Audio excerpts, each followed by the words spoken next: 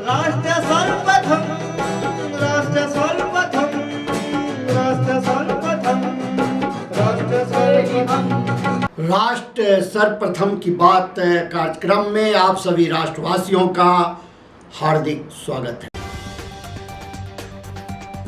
जम्मू कश्मीर में उधमपुर जिले के एक दूरदराज के गांव में रविवार सुबह आतंकवादियों के साथ मुठभेड़ में ग्राम रक्षा गार्ड का एक सदस्य घायल हो गया। बेलगावी में पीएम मोदी ने कांग्रेस को खूब खरी खोटी सुनाई। उन्होंने जनता से कहा कि जब भारत प्रगति करता है तो हर कोई खुश होता है, लेकिन कांग्रेस परिवर्तन में इस कदर लिप्त हो गई है कि वह भारत के हर विकासात्मक कदम से परेशान हो जाती है। आयुर्वेदिक, होम्योपैथिक या अन्य पारंपरिक दवा निर्माताओं से 100% सुरक्षित गारंटीकृत उपचार या स्थायी इलाज का दावा करने वाले विज्ञापन अब जांच के दायरे में हैं। कांग्रेस के वरिष्ठ नेता पी चिदंबरम ने कहा कि प्रधानमंत्री नरेंद्र मोदी कांग्रेस के घोषणा पत्र को लेकर ऐसी बातें कह रहे हैं जो उसमें है ही नहीं। चिदंबरम ने साथ ही कहा कि प्रधानमंत्री को घोषणा पत्र में शामिल असल मुद्दों पर बात करनी चाहिए। आम आदमी पार्टी ने दावा किया कि निर्वाचन आयोग ने पार्टी की लोकसभा चुनाव प्रचार गीत जेल के जवाब में हम वोट देंगे पर यह कहते हुए प्रतिबंध लगा दिया है कि यह सत्तारूढ़ भारतीय जनता पार्टी और केंद्रीय जांच एजेंसियों की छवि खराब करता है। ओडिशा के पुरी में रेलवे स्टेशन की निर्माणाधीन इमारत का एक हिस्सा रविवार को ढह गया, जिससे इस घटना में 4 श्रमिक घायल हो गए।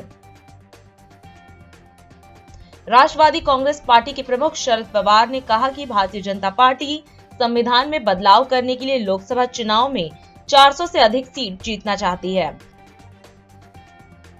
हिमाचल प्रदेश की राजधानी शिमला में एक कार के 150 मीटर गहरी खाई में गिरने से 2 लोगों की मौत हो गई और 2 अन्य घायल हो गए।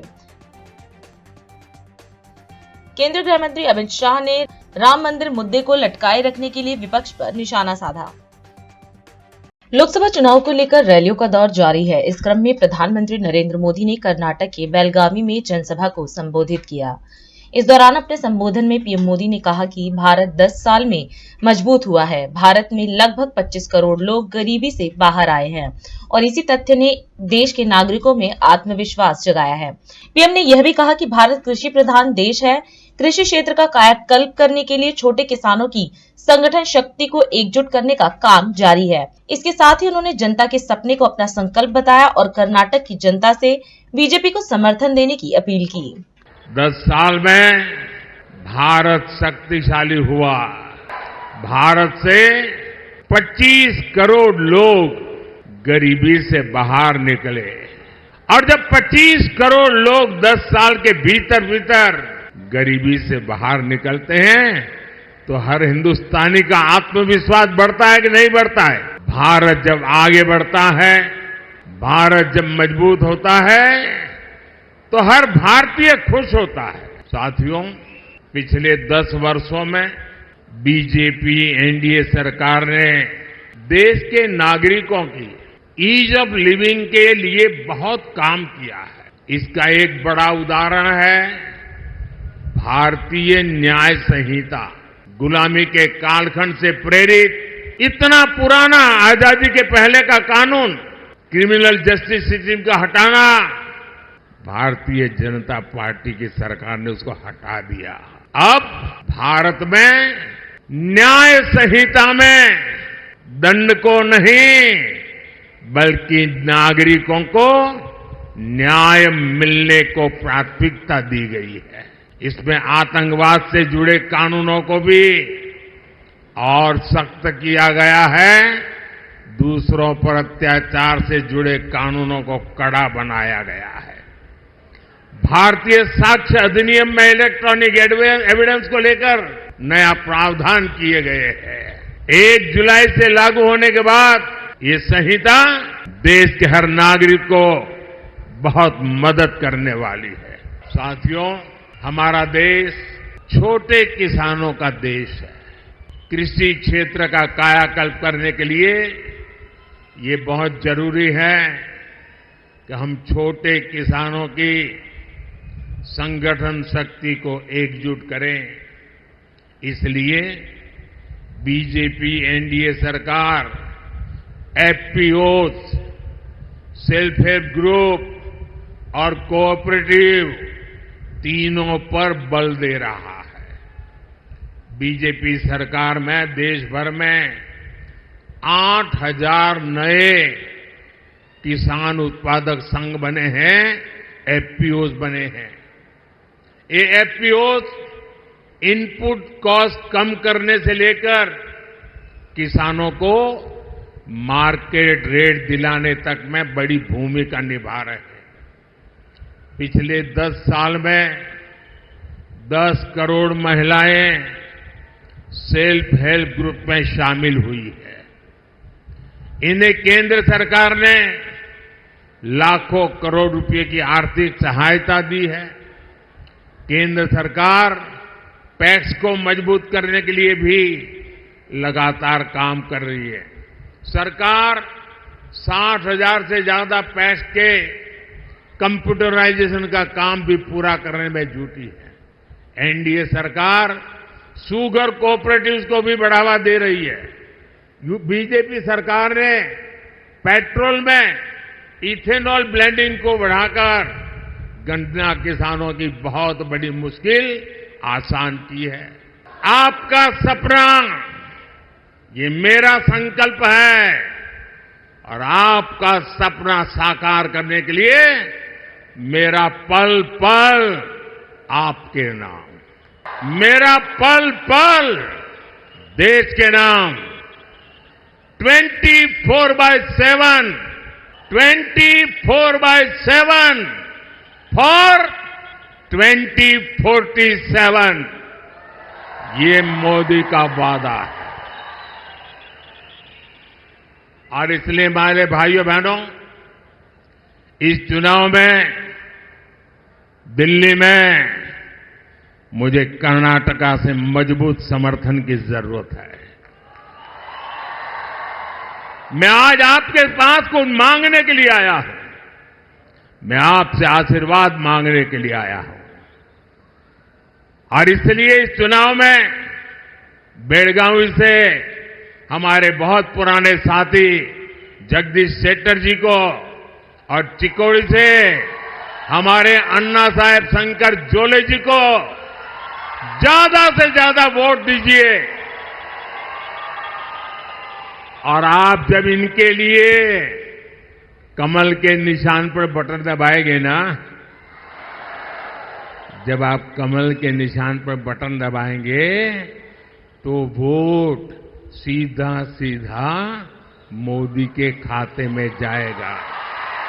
गृह मंत्री अमित शाह ने उत्तर प्रदेश के एटा में सार्वजनिक रैली को संबोधित किया। इस दौरान गृह मंत्री शाह ने कहा कि पीएम मोदी ने गरीब और पिछड़ा वर्ग को आगे बढ़ाने का काम किया है। वहीं उन्होंने मोदी सरकार द्वारा शुरू की गई योजनाओं की सराहना की और कहा कि अगर पीएम मोदी तीसरी बार प्रधानमंत्री बनते हैं तो 5 किलो अनाज अगले 5 सालों तक मुफ्त मिलेगा। साथ ही बताया कि पीएम मोदी ने करोड़ों घरों में गैस चूल्हा, नल से जल, 5 लाख तक का मुफ्त इलाज और लोगों को रहने के लिए घर देने का भी काम किया है। भाई और बहनों, एटा में आना मेरे लिए हमेशा बड़ा मन का और संवेदनाओं का विषय रहा है, क्योंकि यही भूमि है जिसको सम्माननीय कल्याण सिंह जी ने अपनी कर्म भूमि बनाया था।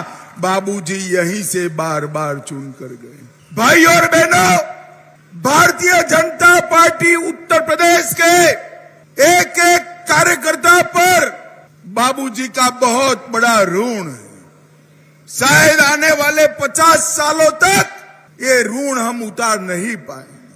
बाबूजी के नेतृत्व में ही पहली बार उत्तर प्रदेश में पूर्ण बहुमत की सरकार बनाने का यश स्वर्गस्थ कल्याण सिंह जी को मिला है। भाई और बहनों, कल्याण सिंह जी ने पिछड़ों का कल्याण और राम जन्मभूमि का उद्धार, ये 2 चीजों के लिए अपना जीवन समर्पित किया था। और आज मुझे आनंद है कि हमारे प्रिय नेता और प्रधानमंत्री जी ने बाबूजी के दोनों लक्ष्यों को पूर्ण करने का काम किया है।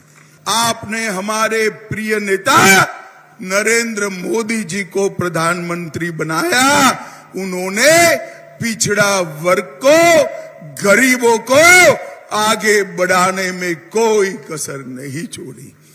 नरेंद्र मोदी जी ने 80 करोड़ गरीबों को प्रति व्यक्ति प्रति माह 5 किलो अनाज फ्री ऑफ कॉस्ट देने की शुरुआत की। और एटा वालों, एक मोदी गारंटी कह देता हूं, तीसरी बार प्रधानमंत्री बना दो, 5 किलो अनाज 29 तक मिलता रहेगा, उसको कोई रोक नहीं पाएगा। करोड़ों घरों में गैस का चूल्हा दिया, नल से जल दिया, 60 करोड़ लोगों को 5 लाख तक का पूरा इलाज फ्री ऑफ कॉस्ट कराने का काम किया और बाद में कई सारे लोगों को घर दिया। अब तक मोदी जी 3 करोड़ गरीबों को घर दे चुके हैं। तीसरी बार प्रधानमंत्री बना दो और 3 करोड़ लोगों को घर देने का काम नरेंद्र मोदी जी करने वाले हैं।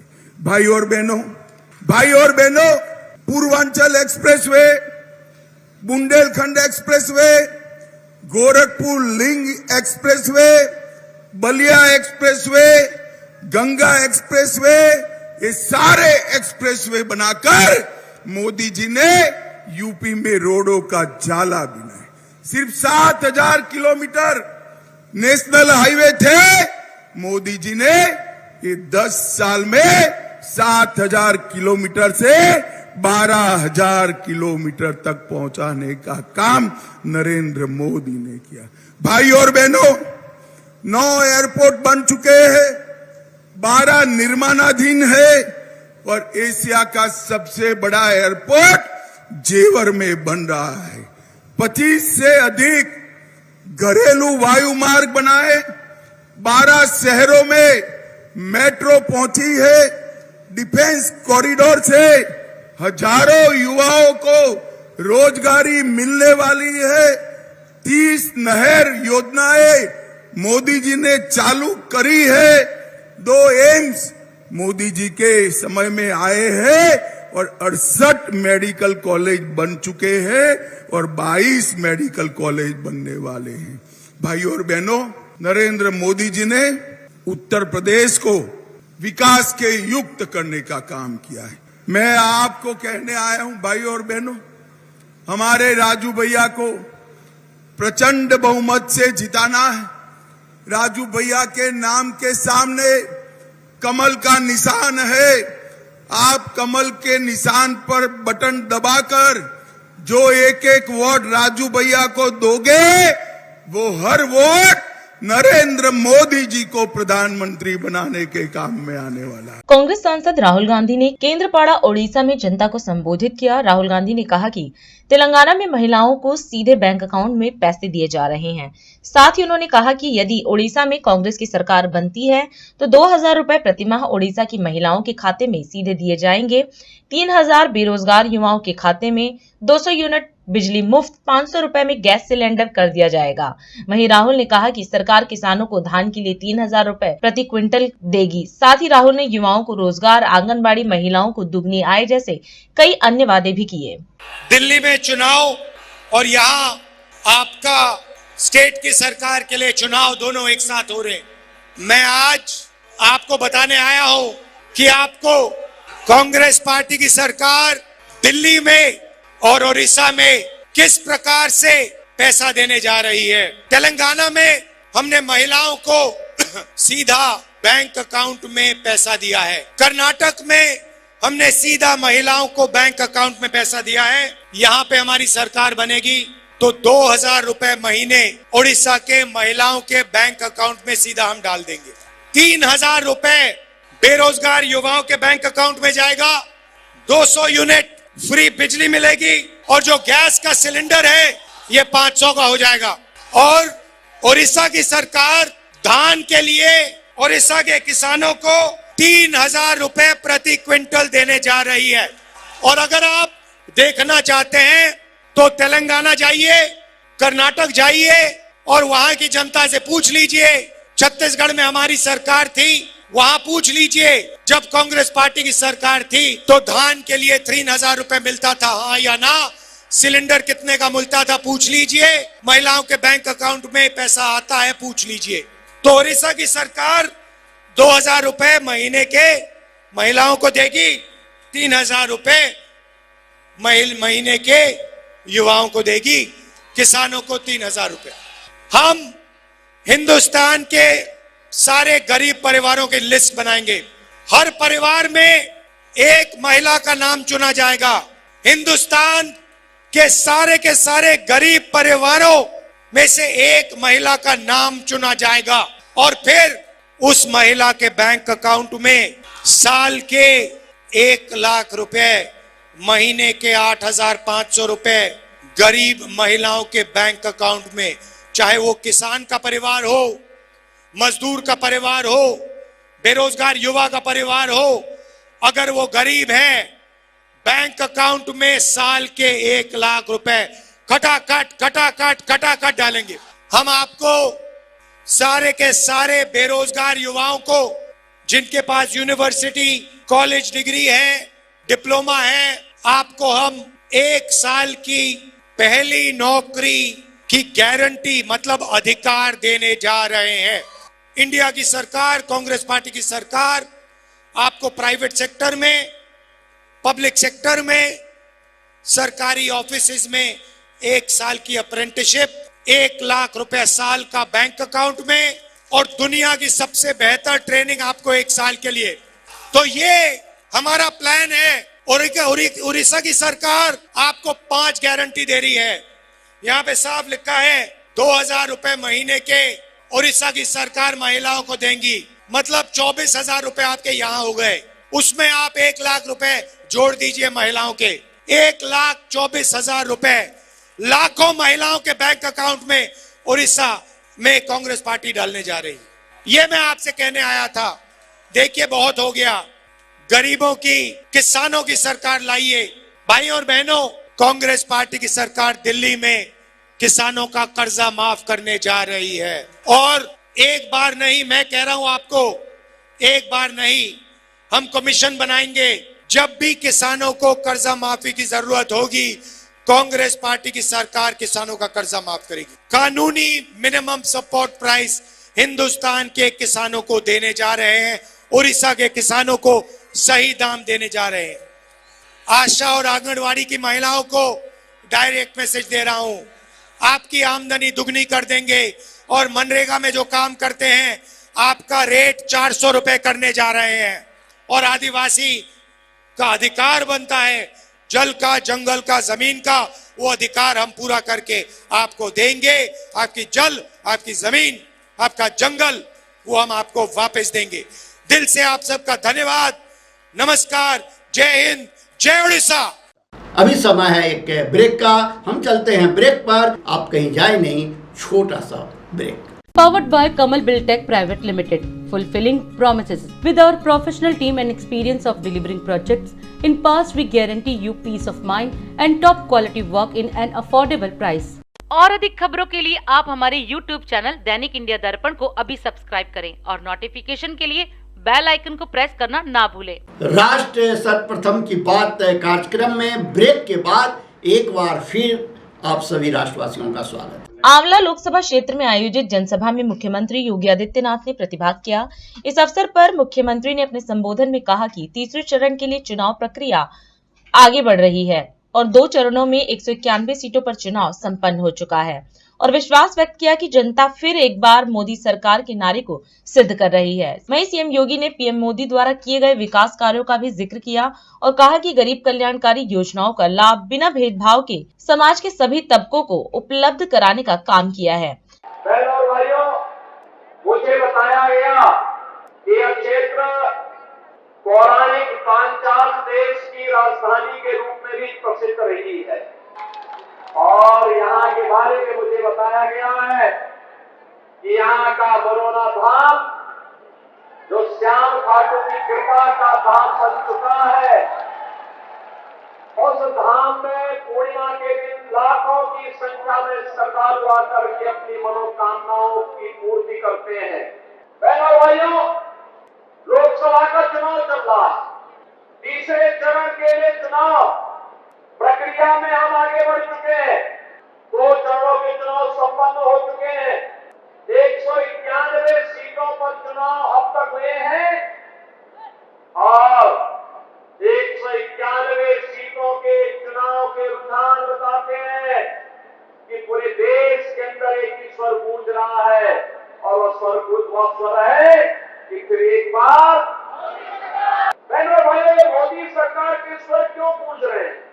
इसका कारण है मोदी जी ने 10 वर्ष के अंदर देश की कायाकल्प की है, भारत को एक नई पहचान दी है, भारत का दुनिया के अंदर सम्मान बढ़ाया है, भारत की सीमाओं की सुरक्षा की है, भारत के अंदर आतंकवाद और नक्सलवाद की समस्या का समाधान किया है, विकास के बड़े बड़े कार्यों को बिना भेदभाव के देश के अंदर लागू करके भारत को दुनिया की एक बड़ी ताकत के रूप में स्थापित करने के लिए कार्य किया है और गरीब कल्याणकारी योजनाओं का लाभ बिना भेदभाव के गांव, गरीब, किसान, नौजवान, महिलाएं और समाज के सभी तबके को उपलब्ध करवाने का काम किया है। बहनों भाइयों, आज भारत का दुनिया के अंदर सम्मान है। 140 करोड़ भारतवासी जब दुनिया के अंदर जाता है, आज सम्मान की निगाहों से देखा जाता है, लेकिन 2014 के पहले ऐसा नहीं था। आज भारत की सीमाएं सुरक्षित हैं, आज हाईवे बन रहे हैं, रेलवे के काम हो रहे हैं, मेट्रो की लाइन बिछ रही है, रैपिड रेल बन रहे हैं, IIT, IIM, medical college, IIT, NIT, world class university, ये सभी बन रहे हैं, नए उद्योग लग रहे हैं, हर घर नल की योजना भी लागू हुई है। और यही नहीं बहनों और भाइयों, गरीब कल्याणकारी योजनाओं का लाभ इस रूप में 80 करोड़ लोगों को फ्री में राशन की सुविधा का लाभ, 60 करोड़ लोगों को 5 लाख रुपए की स्वास्थ्य बीमा का कवर, 50 करोड़ लोगों के लिए बहनों और भाइयों जनधन अकाउंट खोलने का कार्य, और यही नहीं 12 करोड़ किसानों को किसान सम्मान निधि का लाभ, 12 करोड़ लोगों के घरों में शौचालय का निर्माण, 10 करोड़ घरों में उज्ज्वला योजना की रसोई गैस के सिलेंडर, मोदी जी ने कनेक्शन दिए। होली और दीपावली में उत्तर प्रदेश सरकार फ्री में रसोई गैस भी उपलब्ध करवाने का काम कर रही है उन लोगों को। बहनों और भाइयों, 4 करोड़ गरीबों के मकान बन गए और अगले 5 वर्ष के लिए 3 करोड़ नए मकान बनाने का भी संकल्प मोदी जी ने कर लिया। प्रधानमंत्री मोदी जी ने विकसित भारत और आत्मनिर्भर भारत की बात की है, वह केवल भारतीय जनता पार्टी कर सकती है। और इसीलिए चुनाव के दिन सबसे पहला काम मतदान, पहला काम मतदान, और दूसरा कार्य ये देख करके कि देश के हित में, देश के विकास के हित में, देश की सुरक्षा के हित में, भारत की सनातन आस्था का सम्मान करने वाली सरकार चाहिए और वह केवल भारतीय जनता पार्टी होगी। और इसी के लिए मैं आपके पास आया हूं। धर्मेंद्र कश्यप को रामायण काल के संबंधों को निभाने के लिए आया है। जब प्रभु राम की नैया को पार करने के लिए केवट आया था, उसी केवट के प्रतिनिधि के रूप में वो आपके बीच आया है। इस क्षेत्र के विकास को एक नई ऊंचाई तक पहुंचाने का काम करेगा। धर्मेंद्र कश्यप को विजयी बनाने के लिए कार्य करना करेंगे आप सभी लोग कार्य। सीएम अरविंद केजरीवाल द्वारा सुप्रीम कोर्ट में अपनी गिरफ्तारी को दी गई चुनौती को लेकर दिए गए जवाब पर आप मंत्री सौरभ भारद्वाज ने प्रेस वार्ता को संबोधित किया। इस दौरान मीडिया को संबोधित करते हुए सौरभ भारद्वाज ने कहा कि सीएम केजरीवाल की गिरफ्तारी को दी गई चुनौती वाली याचिका पर कल सुनवाई होगी। सौरभ भारद्वाज के अनुसार सीएम ने न्यायालय के सामने अपना पक्ष रखते हुए कहा कि झूठे केस में गिरफ्तार किया गया है और 2 साल की जांच के बावजूद कोई सबूत नहीं मिला है। इसके साथ ही उन्होंने उम्मीद व्यक्त करते हुए कहा कि कोर्ट देश की चुनाव प्रणाली को बचाने के लिए, प्रजातंत्र को बचाने के लिए अरविंद केजरीवाल के चुनाव प्रचार के लिए फैसला लेगी। देश की सबसे बड़ी अदालत के अंदर कल माननीय अरविंद केजरीवाल जी ने जो अपनी गिरफ्तारी को चुनौती दी है, उस पे कल सुनवाई होगी। उस मामले में कल अरविंद केजरीवाल जी ने अपना पक्ष अपने हलफनामे के जरिए माननीय उच्चतम न्यायालय के सामने रखा। उसकी कुछ मुख्य बातों के बारे में मैं आपको बताना चाहता हूं। अरविंद केजरीवाल जी ने कहा कि ये बात सिर्फ इत्तेफाक नहीं हो सकती कि जब देश के अंदर देश के सबसे बड़े चुनाव हैं, संसद के चुनाव हैं, प्रधानमंत्री को चुनने का चुनाव हो रहा है, चुनाव आयोग द्वारा आचार संहिता की घोषणा की जा चुकी है, उसके 5 दिन के अंतराल में देश की मुख्य राष्ट्रीय विपक्षी दल के राष्ट्रीय अध्यक्ष अरविंद केजरीवाल जी को एक झूठे मुकदमे में गिरफ्तार किया।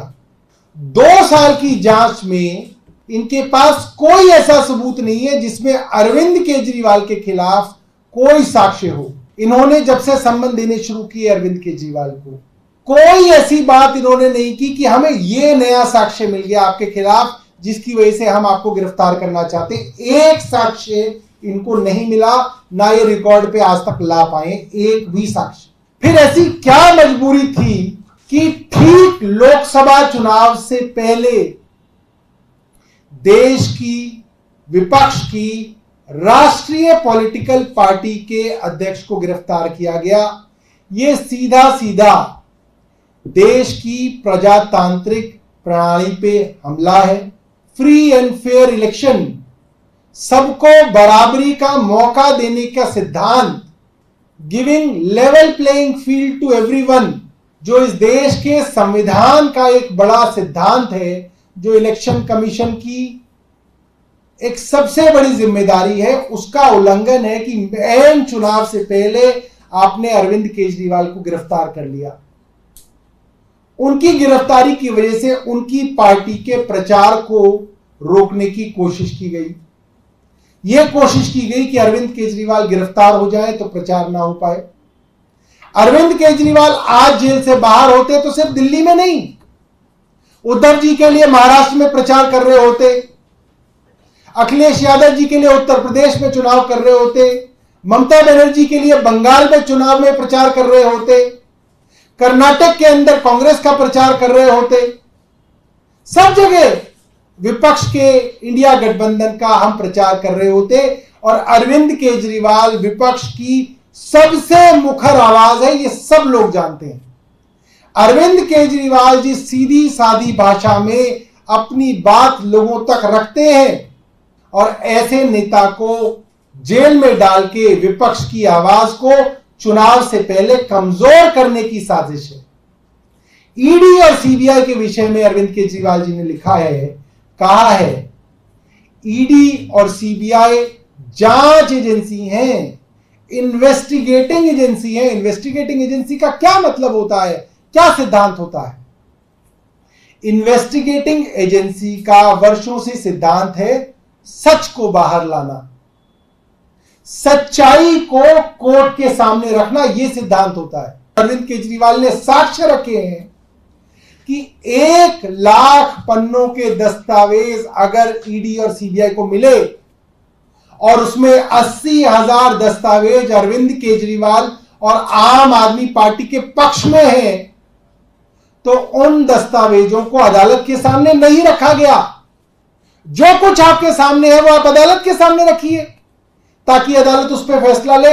ये बात भी अरविंद केजरीवाल जी ने अपने हलफनामे में लिखी है। हमारे YouTube चैनल दैनिक इंडिया दर्पण को अभी सब्सक्राइब करें और नोटिफिकेशन के लिए बेल आइकन को प्रेस करना ना भूलें।